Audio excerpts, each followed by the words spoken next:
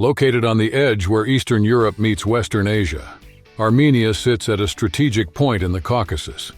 It's a small country, about 30,000 square kilometers, squeezed between Turkey and Azerbaijan, with Georgia to the north and Iran to the south. The territory is modest, but the history is dense, and geography takes its toll. With no access to the sea, every way in and out weighs on the country's political and economic choices. About 3 million people live there, while millions of Armenians are spread around the world. That diaspora isn't just a cultural trait, it's an economic engine. People abroad send money to their families, keep local businesses going, and help stabilize the balance of payments when opportunities at home fall short. It's an invisible thread linking Los Angeles, Moscow, Paris, and Beirut to Yerevan.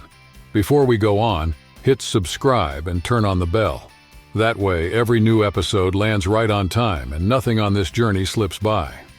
Relations with Turkey and Azerbaijan remain tense and limit direct trade. Result? Armenia looks to alternative corridors. Through Georgia, cargo heads to the Black Sea. Through Iran, a window opens to the Gulf and Asia. Planes complete the puzzle, connecting markets and tourists. On this board, the capital, Yerevan, works as the brain and lungs. It concentrates government, universities, budding tech companies, markets, and museums, as well as being the main gateway for visitors. All this shapes a country that has to negotiate every kilometer of road and every transit deal. And that's exactly where the story gets interesting. When geopolitics meets everyday life, from the price of bread to a young person's decision to stay or leave. Want to see how these paths open or close as the region shifts? In 1922, Armenia was folded into the region's new political map. Under Bolshevik Russian rule, it joined Georgia and Azerbaijan in the Transcaucasian Socialist Federative Soviet Republic. Decades of order and expanding public services followed. But so did tight control. Political repression, constant surveillance, and religion pushed to the margins, especially during Stalin's era. The turning point begins in 1953.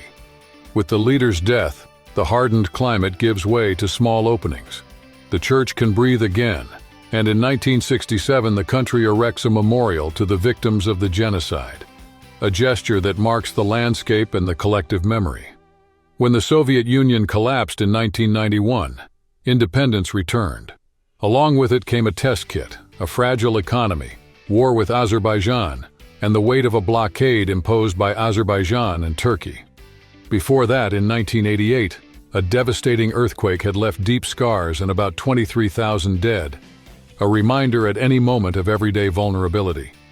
Today, Armenia moves between rebuilding efforts and external dependencies.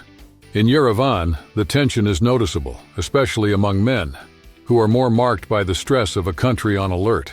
At the same time, life pulses in the streets. Women fill cafes, cross squares, capture scenes, try out styles. The capital also welcomes recent flows from Russia and Ukraine, people arriving with suitcases, accents, and memories, adding new layers to the city. Walking through the streets, it's clear how layers of cultural heritage intersect at every corner. Among passers-by, some women show features that recall Russia or Ukraine, a sign of a history of contacts and displacement. It's not unusual to hear that many local men are interested in women from those backgrounds, something that circulates in casual conversations and reinforces the mosaic of influences. Day to day, the native language still dominates, but English and Russian show up often in shops, buses, and apps, stitching together dialogue between different worlds. The population's makeup shows strong ties to the Caucasus, distinct from profiles more associated with Slavic peoples. Hair and skin tones tend to be darker, as you also see in Georgia and Azerbaijan. Men with black hair and beards are a constant presence.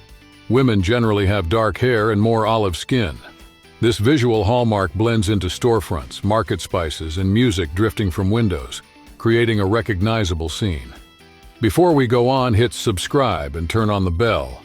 That way, every new episode lands right on time and nothing on this journey slips by. On the sidewalks, workers, students, and seniors come and go.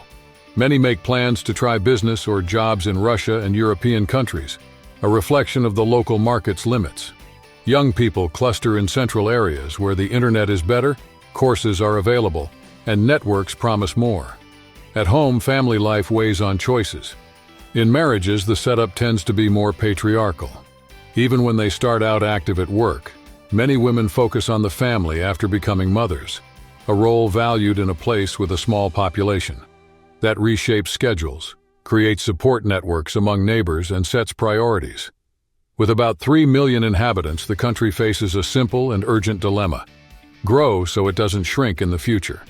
Of the total, 1.6 million are women and 1.4 million are men. A 200,000 difference that already stands out.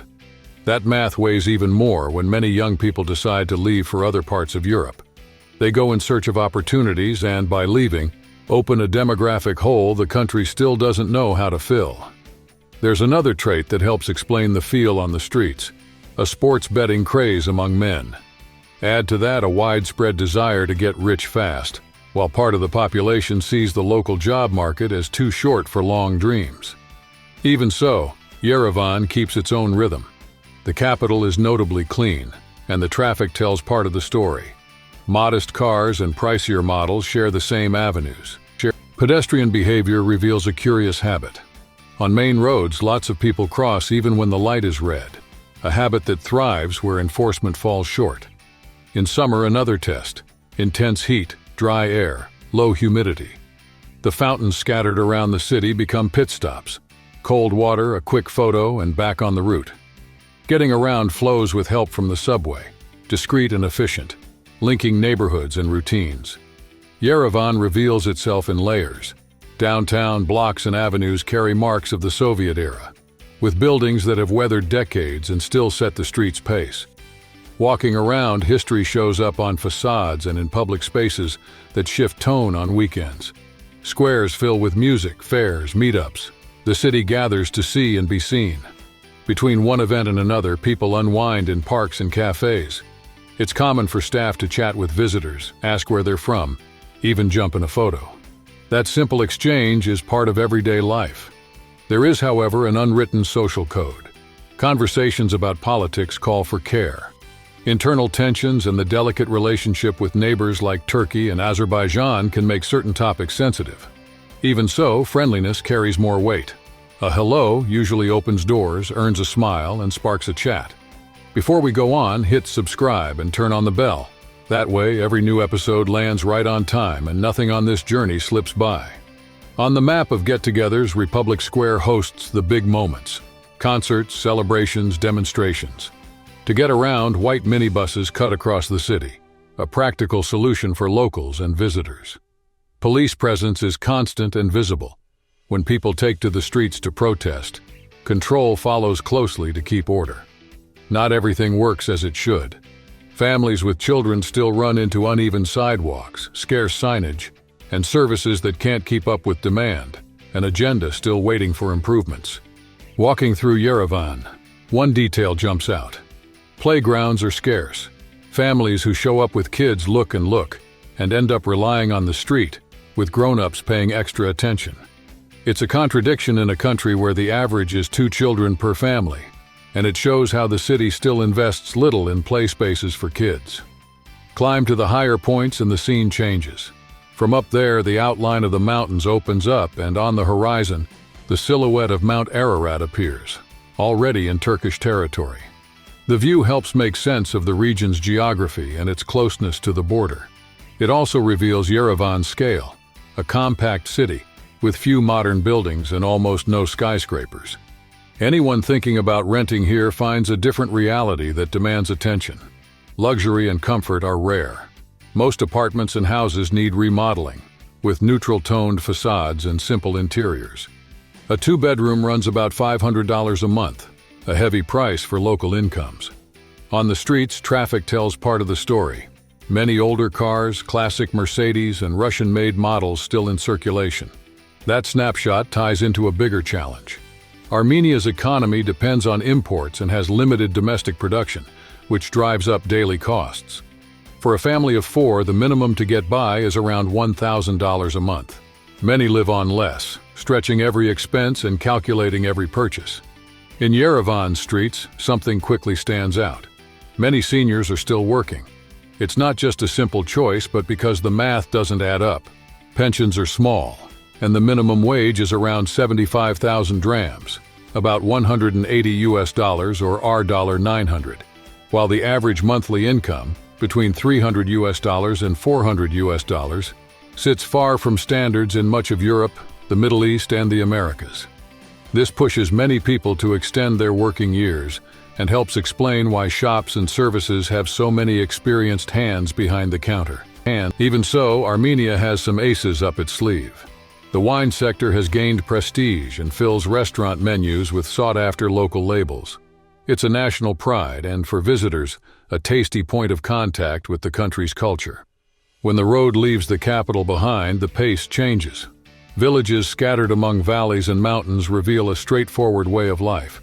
Simple roads, old cars that keep going, routines that start early and end with the sun.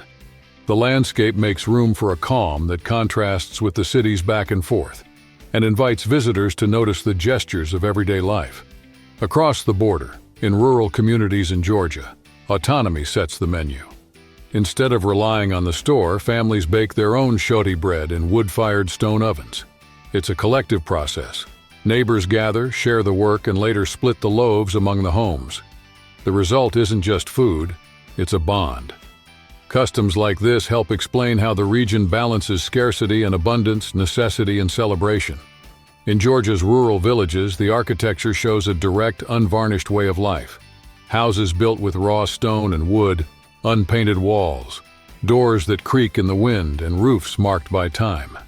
This landscape isn't trying to impress. It tells stories of daily work and belonging to the place.